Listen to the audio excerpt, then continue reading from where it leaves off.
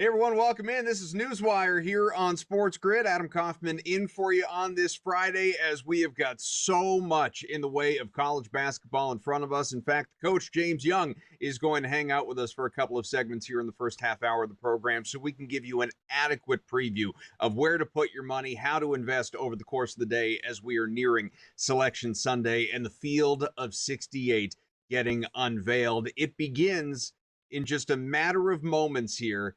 A really fun game between the betting favorite to win the national championship, Michigan, of course, taking on its rival, Ohio State, in the Big Ten tournament quarterfinal. This game starting in, again, a matter of minutes. Michigan at 29-2 is the heavy favorite going into this one, 12.5 points, with a total of 155.5 between the two sides in this one. Ohio State at 21-11, 12-8. In conference play. Understandably the dog, but I have seen a lot of people across the industry investing in OSU just to cover at the very least and make this game compelling, knowing full well Michigan in all likelihood is going to be not just the one, but the number one overall seed in the upcoming NCAA tournament, to where this tourney, the conference tourney, not all that important. That one seed, that overall one seed could theoretically slip away if, let's say, we saw calamity and the Wolverines fell today, but a one seed, I don't think that is going anywhere across the four that will be available. There are a lot of fun games coming up throughout the day, as mentioned. We will get to those with JY coming up in just a little bit. From the Big 10 to the Big 12, want to mention that the Big 12 has decided to get rid of the new LED courts for the semifinals and the finals. That is according to ESPN. The Big 12, of course, introduced a high-tech LED glass floor made by ASB Glass Floor for the men's and women's tournaments in Kansas City. They're going to go back to the hardwood floors for the games tonight. Understandably, players said that the floor felt slick and slippery compared to normal hardwood. Some players also said the bright LED graphics and lighting caused dizziness and headaches. You had one player from Texas Tech, guard Christian Anderson, slip on the surface, strained his groin in the loss to Iowa State yesterday. Just an absolute abject disaster. Not to mention, personally, I think they're kind of ugly. So moving on from these things, it's the right move. Technology, there can be, believe it or not, folks, here in 2026, too much from time to time.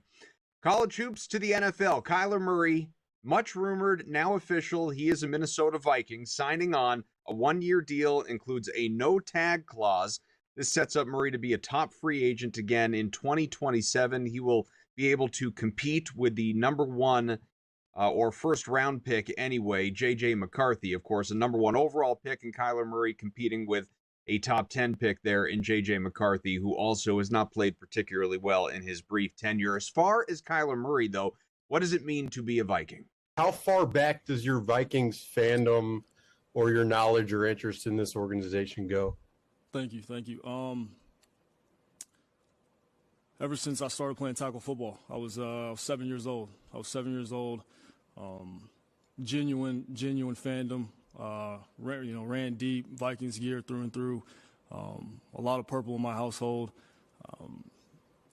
I don't want to bring it up right now, but maybe later another day. It was a moment. I'll bring it up anyways. Whatever. I cried real tears whenever Brett threw that interception. I cried real tears that day. I'd like to see photos of Kyler Murray wearing all that purple and gold when he was a child. I want some proof that he was a Vikings fan. Back to college hoops. Miami of Ohio, after all the conversation, all the discourse surrounding whether or not Miami of Ohio should be a tournament team despite sitting at 31-0. Well, guess what? First loss of the season in the MAC tournament, upset by UMass, the 8 seed. 87-83, UMass not only covered as 6.5-point dogs, obviously with the win outright. UMass will play Toledo in the next round of the MAC tourney coming up today, 5 o'clock Eastern time. And now you will have more people wondering whether or not Miami of Ohio should be in the tourney, sitting at 31-1. I'm not letting anybody take my mind. I'm not going to waste 1 second. When you've been fired before, listen, you don't care anymore. You don't care what people think. You don't have to be politically correct. Like all that stuff, guys. Like I'm going to live life the way I live it. Unapologetically. Arizona cruised against UCF in the quarterfinals of the Big 12 tourney, 81-59, absolute dog walking there. Arizona winning and covering as 15.5-point favorite. Brandon Berries with 21 points. Arizona against Iowa State today in the Big 12 semis. That one later on tonight, about 7 hours from now. Iowa State, of course, staying dominant, topping Texas Tech rather handedly by 22 points, 75-53 to advance, winning and covering as 7.5-point favorites. ISU has outscored opponents 166-95 in the Big 12 Conference Tournament. In other Big 12 news, just to mention, BYU falling to Houston, no great shock there, 73-66. But A.J. DeBonsa, who is expected to be a top 2, maybe 3 pick in the upcoming NBA draft, the freshman broke the Big 12 Conference Tourney record with 93 points, passing the 92 set by Kevin Durant at Texas. Duke survived Florida State. Wasn't easy in the quarterfinals of the ACC tournament, but was able to do so. 16.5-point favorite. Got the win, not the cover. 80-79, the narrow victory. Cam Boozer, another projected top pick, 23-10 in his game. Isaiah Evans, 32-6 for him. Duke against Clemson. That one is late night, about 9.5 hours out from now, just before 10 o'clock Eastern time. St. John's, led by Rick Pitino, against his old school Providence. Opening game there, St. John's 85-72, a 1 versus an 8 with a rather easy win and covering as 11.5-point favorites. St. John's will take on Seton Hall coming up in about 5.5 hours from now, but Pitino happy with what the Red Storm are doing at the moment. That's good. Well, we played awesome defense tonight, especially the first half was good as we played all year. And when we go in at halftime with that lead and the assist total at 10-2, 3-point shots doesn't normally happen. We go 0 for 5 against just an awesome shooting team. We got 15 points, they got 0. And rebounding-wise, we're 26-13. Fast breaks, we were 10 for 12. So first half was brilliant on offense, brilliant on defense. And second half, it's tough to play with a lead against a good shooting team, but they made some threes that were amazing. Some teams have already punched their tickets. Let's run down the list for you. Lehigh in the Patriot League will be taking part in the NCAA tournament, the field of 68. Sorry if you're a Navy backer. Things did not go your way in the Patriot League. McNeese of the Southland Conference, Idaho, Big Sky Conference, Gonzaga, no shock there in the WCC, Wright State out of the Horizon League, Siena, Metro Atlantic Athletic Conference, Hofstra, Coastal Athletic Association, Long Island University, part of the tourney from the Northeast Conference, Tennessee State, Ohio Valley, Northern Iowa, Missouri Valley, High Point from the Big South, Queens, ASUN, North Dakota State, Summit League, of course, Troy Sunbelt Conference, and Furman from the Southern Conference. So we're getting closer and closer, obviously, to the big dance where it's going to be wall-to-wall coverage here across the network on SportsGrid. Should be a lot of fun, but not to be outdone, not completely anyway. The NBA still going on, the playoffs right around the corner. We had a record setter last night against my beloved Boston Celtics from Oklahoma City. Shai Gilgeous-Alexander, the reigning MVP and favorite to win again this year. SGA passing Wilt Chamberlain and his record for consecutive 20-point games. He is now at 127, got there in a breeze, 35 points, 6 and 9 helpers, almost had the 20 points by halftime. He didn't. Jaylen Brown on the other side, 34 points in his first game post-ejection. No Jason Tatum, no Derek White. The Celtics did still cover as 6.5-point road dogs on the final leg of that road trip, but could not get the win, 104-102. And of course, another triple-double for Nikola Jokic. Can't stop the Nugget. College Hoops Talk with JY on the other side.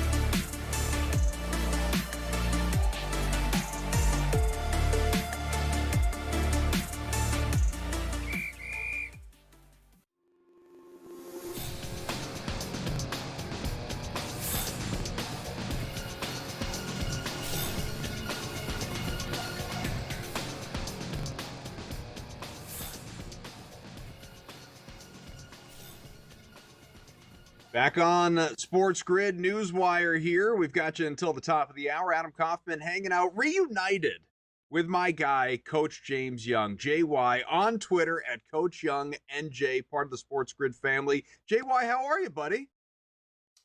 It is that time of year, right? AK, it is March. It is bid stealing season. It is great games, conference tournament. Folks, buckle up. The time is now. Great to be here with you, my friend. I want to start with one game that is underway. What was your feeling on Michigan against Ohio State? As we know, Michigan is the betting favorite to win the national championship. Heavy favorite today, 12.5 points, up early, 10-5, laying 13.5 on the live line. We're only about 4 minutes into the action. Yeah, I expected Michigan to kind of run roughshod through Ohio State. When you look at Michigan, the questions will come more down the line in the Big Ten tournament, and more importantly, the NCAA tournament. A team that's looked absolutely fantastic, and you could say, AK, even though with the loss to Duke, and then even a loss at home to Wisconsin, they've probably been the most consistent team across the board, especially after Duke last night almost losing to Florida State. So, yeah, I expect them to fully cover the spread. But Dusty May and his crew, it doesn't matter what happens this weekend in Chicago. It's what's going to happen starting Thursday with the NCAA tournament. That's how this team is going to be judged. A team that no one expected to be where they are now, but it doesn't matter. It's now, so they have to continue to play their best basketball. Coach, Florida near perfect in the SEC, 16-2 this year, 25-6 overall, taking on Kentucky in the quarterfinal of course, the SEC tournament. This one is starting in about 45 minutes or so, where you've got another double-digit favorite. Florida is laying 11.5, a total just south of 160 in this one. What's your handicap? Listen, it's amazing, AK, because we kind of had this talk a year ago with Florida, right? When they kind of went on this big run once they got into the middle of SEC play. They've been dynamic. And really, AK, the way they're doing it is completely different than last year's team led by Walter Clayton Jr., Elijah Martin, and the guard play. It has been the bigs, the big man play of Condon, of Thomas Howell, and obviously Chinaloo. And Chinaloo really has been the guy that's really has stepped up, particularly on the offensive boards. Now, when you say this game, Kentucky getting 11.5, in the beginning of the year, you're like, wait, what? You think Kentucky's favored? But this comes to show you in the days of NIL and transfer, the $22.5 million team doesn't buy you team chemistry, it doesn't buy you toughness, and it doesn't buy you wins. You could argue, people may say, Michigan, I think the team playing the best basketball right now is Florida. Not only because of the way they're playing, but the league that they're in. I'll lay the 11.5, chomp, chomp, go Gators. In another few hours, we got a fun one quarterfinal in the SEC as well between a couple of top 25 ranked teams, also Tennessee and Vanderbilt. Very similar seasons. You're talking about Vandy 24-7, the Vols 22-10. To no shock, this one is a near pick'em with Vanderbilt laying just 1.5 points. So it's easy to get caught up on both sides here. Kind of a coin flip. Where do you go? Listen, Vanderbilt was a great story, folks. I think they sort of AK like 18-0 or something, and then they kind of got into that rough patch of the SEC. This is when you get to now, and I give my advantages to the coaches. When there's a tight spread, I'm looking at the bench. I'm looking at the team that defends better. I look at the team that's tougher. I look at the team that rebounds better, and that's where I look. So that means that's Tennessee. And getting 1.5 points, you can take the 1.5 or get a little bit less juice and just take them on the money line. I expect a really clean game, but I think down the stretch, the big man play, Rick Barnes, and that toughness of rebounding will be enough. They move on. Coach, I realize every year is different. Every team is different. Situations are different. A bigger man, a more mature person would not hold grudges, but I'm a petulant child. And so I'm looking at St. John's today against Seton Hall in the Big East semis, still trying to get over Rick Pitino's loss to John Calipari in Arkansas in the NCAA tournament last year, to where I have trouble backing St. John's in situations where the Red Storm should go out and win. What do you think about 7.5 points? Do we take the dog here?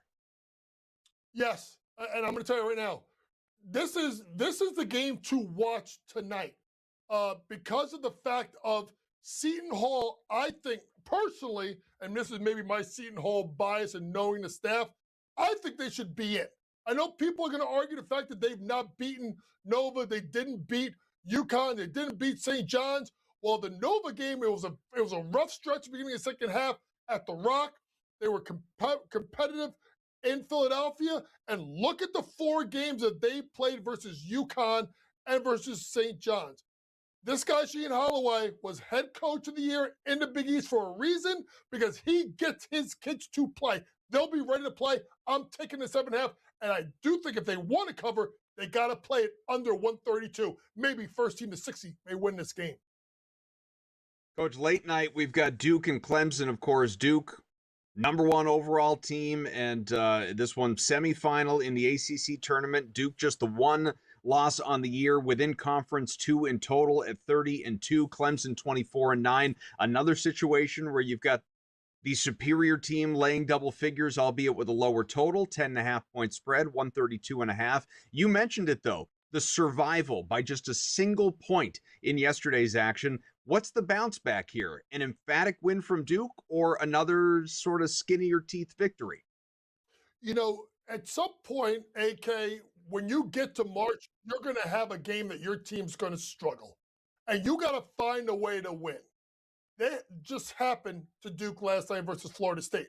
They get their lick back, they get rolling, and I think they blow the doors off of Clemson, because if I'm John Shire, I walk into that locker room and say, you're lucky you got by as Florida State. If you play like this today versus Clemson, well-disciplined team, you're going to get picked off. They'll be ready to play. Lay the points with the Duke. We got some other games to look at. We can look at conference tournament and NCAA tournament futures with JY as well when we come on back. We got some more time on the other side, Coach, so I'm looking forward to it, including getting into the semis in the Big 12. Iowa State, really fun team against Arizona with, again, a narrow spread. Michigan up by 10 early, by the way. We'll be back.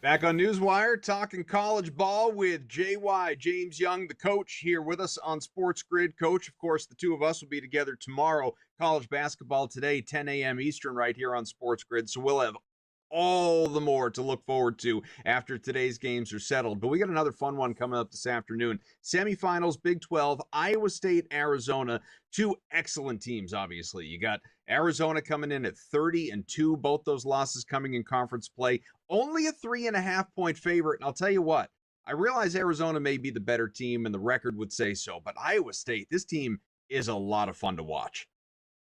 Yeah, they are a lot of fun to watch and a little bit different of a TJ Ossenberger's team in regard to the fact that they could really punish you offensively. You think about TJ and what he does. You think about the defense that Iowa State plays, but with Lipsy, with Jefferson, they have a myriad of ways that they can beat you offensively.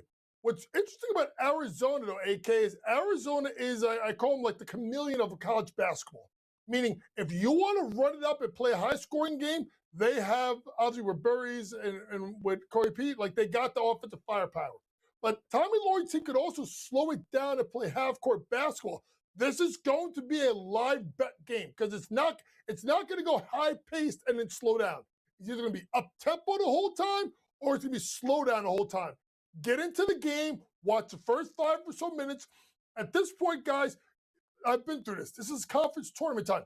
There are no secrets. There is no magic formula. You do what you do. And are you willing to throw out that scouting report 5 minutes in when things are going sideways? Great game. Play it live. That's going to be your best angle. We mentioned Duke and Clemson coming up later on, 9:30 Eastern time. We were just talking about a semifinal in the Big 12. Also at 9:30 tonight, the other semifinal in the Big 12. And this one, to me, is not as interesting as it probably should be. Houston against Kansas, Coach, and I'll tell you why. Houston, I know, has a tendency to kind of play with its food a little bit, but Kansas is just not a team that I trust at all. And I think we have been getting reason after reason not to invest in the Jayhawks. So when I see 5.5 for Houston, can you give me one reason to go the other way? No, because I'm laying the 5.5 with Houston. I may take the under in regards to Kansas City total. Remember, Kansas did beat Houston a couple of weeks ago. So you think Kelvin Sampson doesn't have that game ready for his team? Watch Houston closely. Think about yesterday. Tugler, 2 fouls. Uzon, 2 fouls. Sharp, 2 fouls. I think someone else had 2 fouls all in the first half, and they give up about 40 points to BYU. AJ DeBanza go nuts. And then the second half happened. And that's when they grind your gears and they turn it on.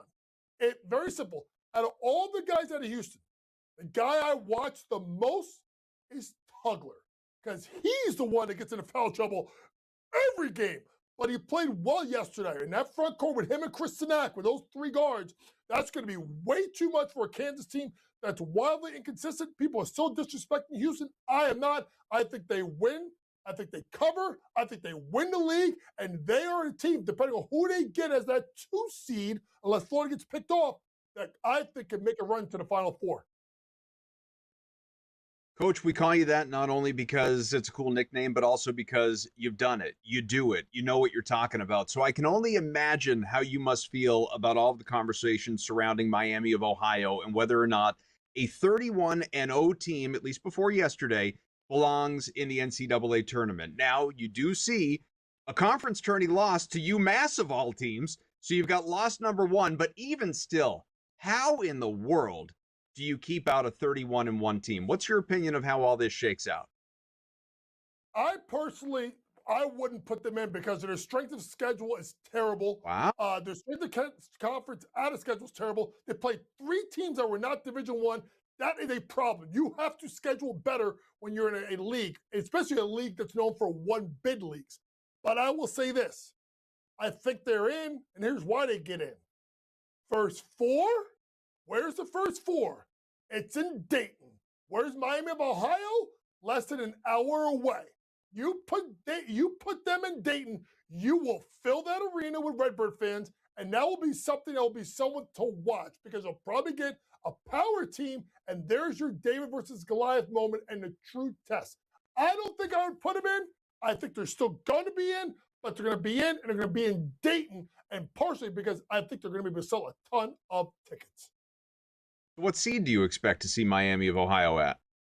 it's going to be one of the last seats. So it's going to be 11 or 12, depending on how it all shakes down, because of the simple fact that they don't have the resume. I look at a ton of other teams. What's helping them, though, is a lot of teams on the bubble have been bad down the stretch.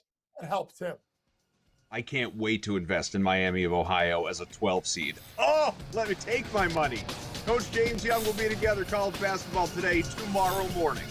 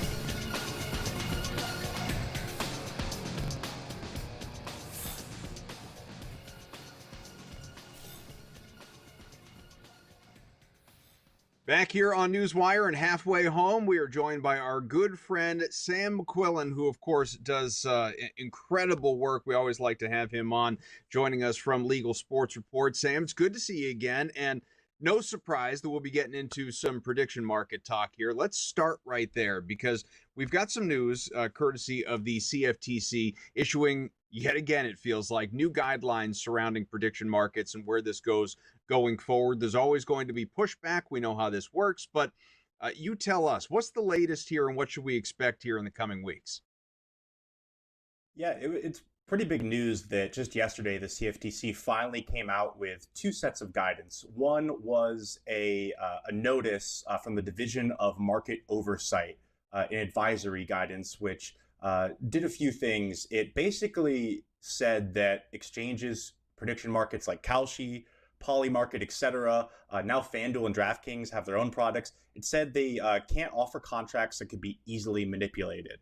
But that's kind of as far as it went. It didn't specifically say what exactly those would be. Chairman Michael Seelig did give some examples when pressed by CNBC on this matter.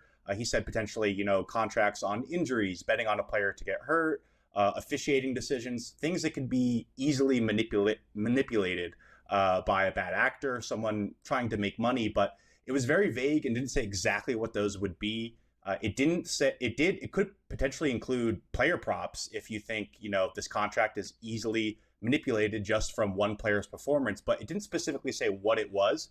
It was kind of just a notice to Kalshi and others that, hey, we want you to police yourselves. We're still working on this. We're trying to figure that out, which I think is pretty telling. It kind of shows that the CFTC, which again has fought for the authority to regulate sports prediction contracts over states which say, no, we should do it. It's sports betting. The CFTC has fought for this authority, but at the same time and again said it's up to Kalshi and all these other platforms that we want to regulate to kind of regulate themselves and police themselves. The CFTC also issued a notice of advanced rulemaking, which again sets out what it's going to do potentially with sports prediction markets, which is just a crazy topic right now. It didn't go as far to say what exactly it's going to define, and it's asking for comments. But one interesting nugget is it said specifically, again, injuries, officiating decisions likely would be off limits, which is actually something that Major League Baseball and the NBA last year wrote to the CFTC saying, hey, we're concerned that these markets could be offered. I think it's really interesting that, these keep being brought up as examples of contracts off limits, but if you look on Kalshi or Polymarket right now, Adam, you can't find any of those contracts. You can't find injury contracts. You can't find officiating decisions. So it seems to me like a bit of a red herring where they're talking about contracts that are easily manipulated. It's like, oh, these would be terrible instances. But what's the point in doing all this work to get rid of these contracts if they're not being offered in the first place? So it seems like they're kind of aligning with league interests there. Another important kind of wrinkle in that is they made a strong suggestion that Kalshi and Polymarket and those folks should be working with sports leagues the same way that sports books do, where they're using their official data to certify the market. So if a guy finishes with 20 points, they're ensuring that he actually did finish with 20 points because they have the statistics as it comes from the league specifically. It was something that was very important in sports betting when it was becoming legal, but mainly just from the point that it allows the leagues to make more money off of this business. The leagues obviously make a lot of money from sports betting right now, and I think one of their concerns kind of quietly has been, how do we make money off prediction markets? So they're kind of suggesting that, it might help market integrity if you do this, but if you kind of read between the lines, it might be better for the leagues as well. And they've certainly lobbied to have rules and restrictions around prediction markets, whether that's more about them making money from it or whether that's more about the validity and the safety and integrity of the game. That's kind of open up to interpretation. But we'll have about 45 days from now where they'll have the final comments will be submitted, and we'll see what rules the CFTC is actually going to make here besides, just suggestions. Yeah, Sam, I'm just not sure how you put the genie back in the bottle, right? I mean, at a certain point in time, you're just going to drive people. And I know prediction markets are quote unquote different than gambling, but at a certain point, you're just going to drive people back to, all right, well, if they're not going to cooperate the legal way, we're going to go back to our prehistoric, non-legal ways or offshore ways of getting this done. Yeah, it certainly seems like prediction markets are here to stay. I kind of liken it to an analogy of, the toothpaste is out of the tube, and not only can you not put it back in, but it's coagulated and taken different forms where now you have CNN is partnered with prediction markets. NBC is partnered with prediction markets. Donald Trump Jr. is an advisor to Kalshi and an investor in Polymarket. And sports make up 90% of their volume. They've just absolutely ballooned over the past year. I think there used to be around 130 markets a year listed on Kalshi, and this past year it was over 1,500. And they certainly keep ramping up as we go into March Madness. So it seems like the CFTC is kind of playing a reactive game here where, okay, how do we kind of make sure, it's kind of the Wild West right now, how do we make sure we have rules that maybe rein this in a little bit? And of course, we haven't even talked about all the lawsuits from the states saying, no, this is sports betting, but it definitely seems like it's here to stay. So whether or not sports eventually are allowed to keep being offered or not, that's kind of the big question here, which many think the Supreme Court will end up deciding, though there's obviously a vested interest in keeping sports on them because, again, they make up 90% of their business. So that's really how they've taken off. We can talk about, them being better than the polls, but it's kind of hard to argue that, just because the Timberwolves have a 30% chance of winning the Western Conference on Kalshi, whether that actually means they have that chance or it's just, people are betting that way. So the sports is a really interesting wrinkle here. So sports betting, prediction markets aside, going to the sports betting, obviously, different states, they have different markets. Here, Sam, Washington lawmakers passed a bill called the Sports Wagering Integrity Act that allows betting on in-state college teams and adds protections for athletes from betting-related harassment as well. I don't know how you go about doing that necessarily, take away social media from everybody. Good luck to you. But obviously not every state, most in fact, do not allow you to bet in state on college teams that participate in those same states. Massachusetts, where I am, for instance. So good idea, bad idea for the state of Washington. I would have to say it's kind of a no-brainer idea at this point, because we just talked about prediction markets. They're doing college sports betting in Washington right now, completely legally, completely fine. Meanwhile, the sports books in the states are not allowed to do it because the state has sports betting laws. So I kind of think it's one of those examples where we talk about the spread of prediction markets, catalyzing more states to, create fairer sports betting rules or more lax sports betting rules, where they're looking at, if this activity is being done on another platform we're not taxing, we might as well create rules around it for the people who follow the rules in the state. So I think that's what you're seeing in Washington. This bill is headed to the governor this week, which would allow betting on the in-state teams. Unfortunately, it wouldn't take effect till about 90 days after the legislature adjourns. So Gonzaga, who's expected to make March Madness as they do every year. I think even Eastern Washington is supposed to make it for the first time in like a decade. You couldn't bet on them this year, unfortunately. Washington, obviously a big college sports state, but next year you could. So hopefully, Eastern Washington repeats and making the tournament, and hopefully Gonzaga is there again. And then on the harassment piece, before we head out, Adam, it's kind of one of those measures you're seeing where states are trying to at least show that they have a concern about this. It would be a misdemeanor under state law to harass somebody, and an athlete or a coach, and threaten bodily harm. But again, it's hard to prove. So a random angry tweet wouldn't qualify, but a message sent to them that says, hey, I'm going to carry out direct violence with belief from the state that violence could be carried out, that would qualify. So we're still trying to figure out how that will all work, but at least seems like a step in the right direction, if nothing else. You got a lot of people out there begging, get in line, please. Where do I sign, as far as getting all these harassers out of my direct messages and taking legal action upon them? If in fact that actually comes to fruition, we'll see. But there are a lot of people that would happily get involved there. Again, Sam McQuillan, Legal Sports Report. Sam, always appreciate the time, man. And, good luck to your Knicks over the weekend, and we'll talk again soon. Thanks a lot, Adam. All right, we're going to continue on the business of sport to the media business surrounding all of this when we come back.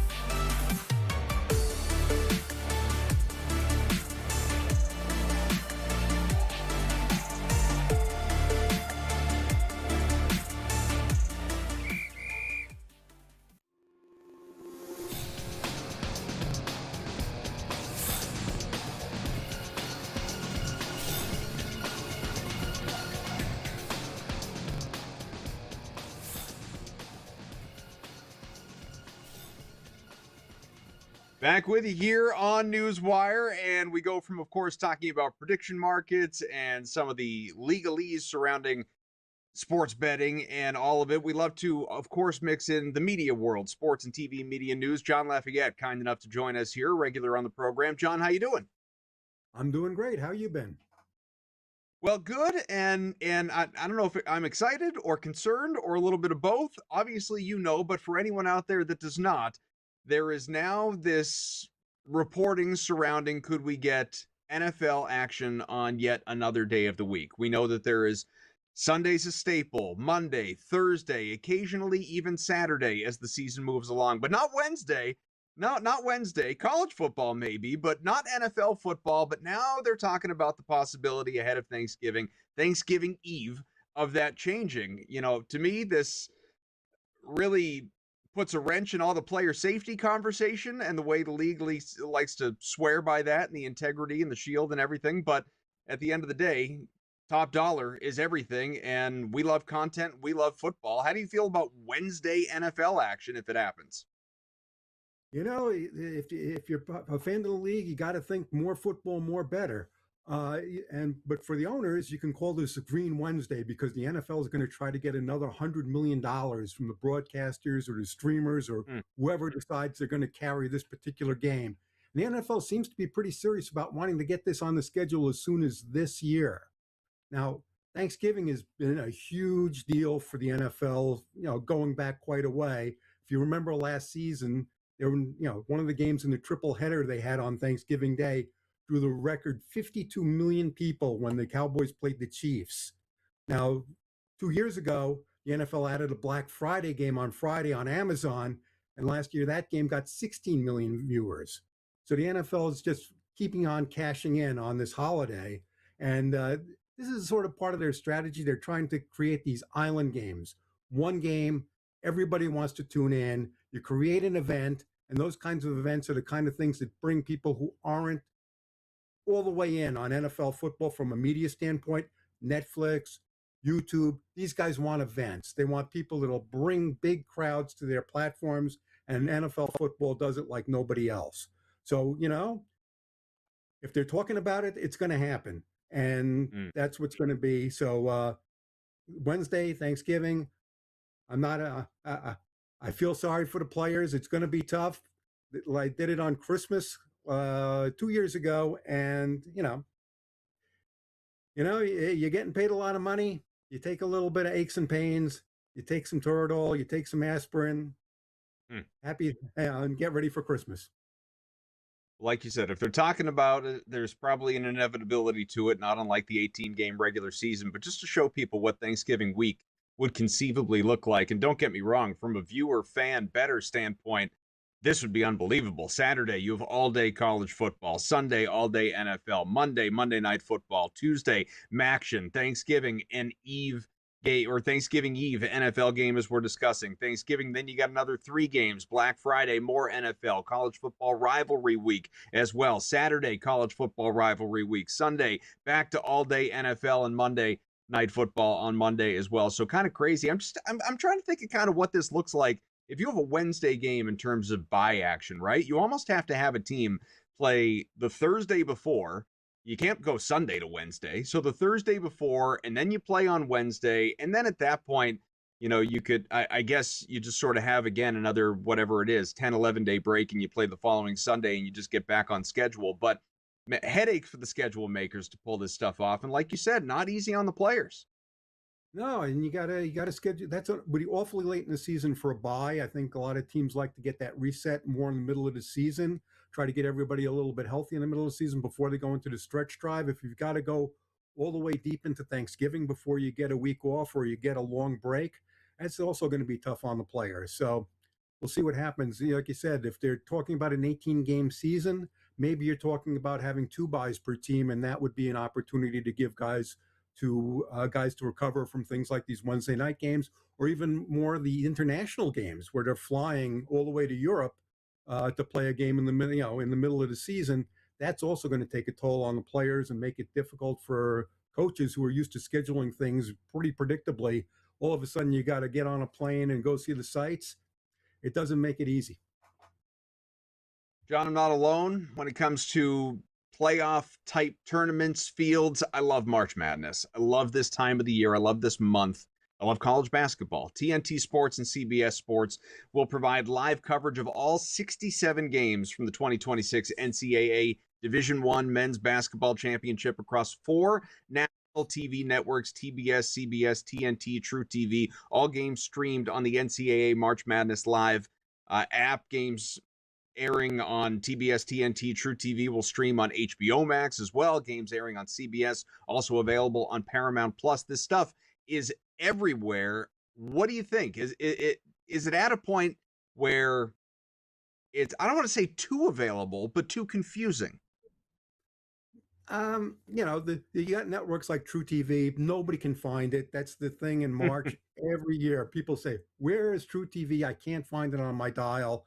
And that's sort of the trick of this whole thing, is trying to find sports in this new environment where a lot of games are on streaming platforms, games are on channels that nobody's ever heard of, but there's demand, and so they'll figure out a way. I think everybody was pretty happy with the idea that every single game is on TV somewhere. And that's a benefit. Now you're right. You're not the only one that likes March Madness, particularly this tournament in particular. 45% of the people who watch March Madness don't watch regular season college basketball. So there's an attraction there. These stats come from an outfit called Nexon, which tracks people's viewing habits. And 89% of fans watch these things in groups during March Madness. So that means that for every screen that's on, you've got a whole group of people around them, and Nielsen is doing a better job these days of counting those people, and counting those people is important to the advertisers and the networks that are paying big money to air these things. It's also, the women's tournament is also big. Interest in that tournament grew nearly 4 times, 334% last March. So social media and star players are all bringing people to women's basketball during tournament time. So it's not just the guys, it's the girls too. Sports TV and Media News with John Lafayette. John, thank you so much. Always a pleasure. That's it.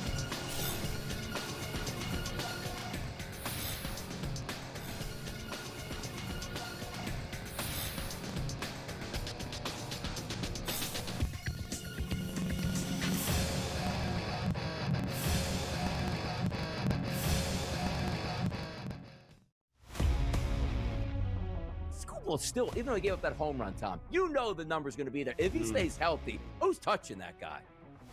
Well, you mentioned him. The only player I've interest in betting on for the AL Cy Young this year would be Brian Wu. And it's a combination of everything. It's a combination of the odds. It's a combination of his underlying skill set, where I believe he's trending in terms of his career. Pro Baseball Today, only on SportsGrid. I love these tournaments. I love the Olympics. I love NFL drafts. I love events. I love the UFL, arena football. Yeah. Dude, the sports books don't have algorithm computers for this, Kevin. They don't freaking know. How the hell is the sports book supposed to set a number for this? They didn't. Yeah. Dude, the FanDuel had USA at -5.5. Game time decisions, only on SportsGrid. Could you see a world where Duke is upset in an ACC tournament? The fact that they're not an up-and-down running team, half-court offense, strong guard play, dynamic inside with Boozer, I think out of all the top teams, I think Duke is the least likely to get picked off in their conference tournament. College basketball today, only on SportsGrid. On the Thunder side, while they haven't had their stars totally for the entire regular season, they're still 3-4 games ahead of where the Spurs are, and that says a lot. Without SGA, without J-Dub, who's missed a large chunk of the year, Chet missed some time, for them to be still good enough to keep winning and stacking these wins, it means something, and it's actually building confidence for those others.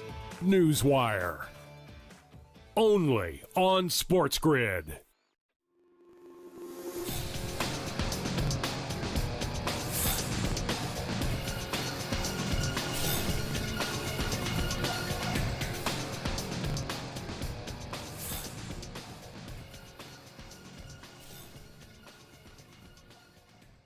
What's up, everyone? Back here on NewsWire, keeping an eye on all things college hoops, obviously, and we got a full day in front of us. Lots of games, some NBA, some NHL. Not much in the NHL, only a couple of games a little bit later on today, but tons of fun for you across SportsGrid. Go nowhere, enjoy it throughout the day. And as mentioned, I will be hanging out with Coach JY, James Young, tomorrow for college basketball today. Less than 24 hours out. It is 10 a.m. Eastern tomorrow. Be with us, check it out, and a breakdown of more tournament futures in terms of, here we are within these conference tournaments. We'll get to some finals, semifinals, recaps of quarterfinal and semifinal play. All of it is in store. I want to thank, of course, Coach and Sam McQuillan, John Lafayette, all being part of today's program, and our crew behind the scenes, whether it's Chris, Pat, Frank, Tommy, John, everybody involved here throughout the week. We appreciate those guys as well. But let's get to our SportsGrid last licks.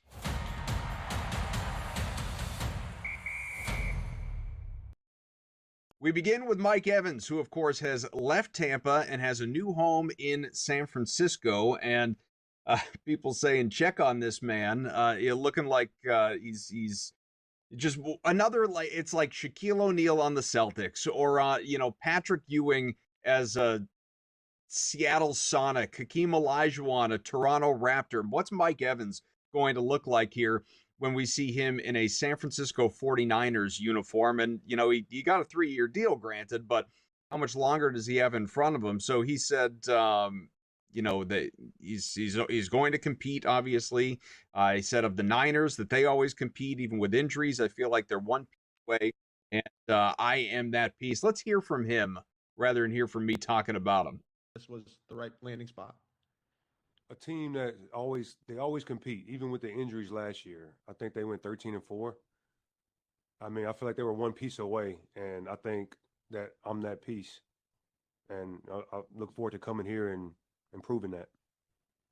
We'll see if he can do it, but to his point, and me before that, of course, this team has dealt with a lot of injuries over the last couple of years, and he dealt with a bunch of injuries over the course of the last season as well. What's he going to look like on the wrong side of 30, chasing yet another 1,000-yard season? No question, it's going to be a hell of a weapon for Brock Purdy and a compliment to Christian McCaffrey, and a little bit of an undecided wide receiving core with Brandon Ayuk out the door, Deebo Samuel long gone, Ricky Pearsall still around, but Juwan Jennings quite possibly not back. We will see. Last lick, number 2, staying in the NFL, and the Tennessee Titans have themselves a new logo. They put out a video, like a 3-minute long video on social media yesterday, but the new logo, new uniforms, some of the details included represent the franchise's history and its home in Nashville as it heads to the next chapter of Titans' legacy. The fresh new look pays homage to the Love Ya Blue days as the Oilers, and also incorporates elements of the team's nearly 30-year history in Tennessee. Titans blue jerseys, white pants, breeches will be the primary look at home. White jerseys, the primary road look, either with light blue or white pants. The Titans will also have the option of wearing white at home games. Got to tell you, those are excellent looking uniforms. I mean, truly, they are gorgeous. And when I saw them, not knowing the background, I'm sure you felt the same way if you're of a certain age. The first thing that I pictured was those old Houston Oilers and, Steve McNair. And that's a nice throwback. The NFL can do a pretty good job with some of these throwbacks every once in a while. And in this case, a newly redesigned jersey, not a throwback. Welcome to the new era, obviously, of Tennessee Titans football, and I'm excited for it, no question. So as we continue to monitor the World Baseball Classic, while other baseball teams across the major leagues are sitting in spring training and counting down until their seasons begin, which is rapidly approaching, by the way, just 12 days out from Major League Baseball season beginning on Netflix, no less. You can enjoy your stay at the Ritz-Carlton. So Royals teammates Bobby Witt and Vinny Pasquantino also live in the same house together. Little did you know. During spring training for the last couple of years, they have been roommates in a house that they affectionately refer to as the Ritz-Carlton. Again, Bobby Witt Jr. They live with a third roommate as well, kind of, sort of, Barry, Bobby's dog. Drive a minivan to practice every day. Sometimes even Vinny cooks. What we need is an odd couple version. We need a TV show. We need a reality show of the two of these guys living together. Would I watch? No, probably not. But I'll tell you what, Royals fans, they would. They'd be on board for this thing. So any opportunity to just live stream, put it in like the Truman Show, just cameras all around the house. It could be like the new Dave podcast. Whatever it is that's available to you. More cameras, more news, more fun at the Ritz-Carlton. They'll leave a light on for you. I know that belongs to somebody else, but we'll go with it anyway. Thanks again to everyone who took part in this show, guests behind the scenes or otherwise. Craig Mish back with you on Monday. I'm Adam Kaufman. Everybody have a great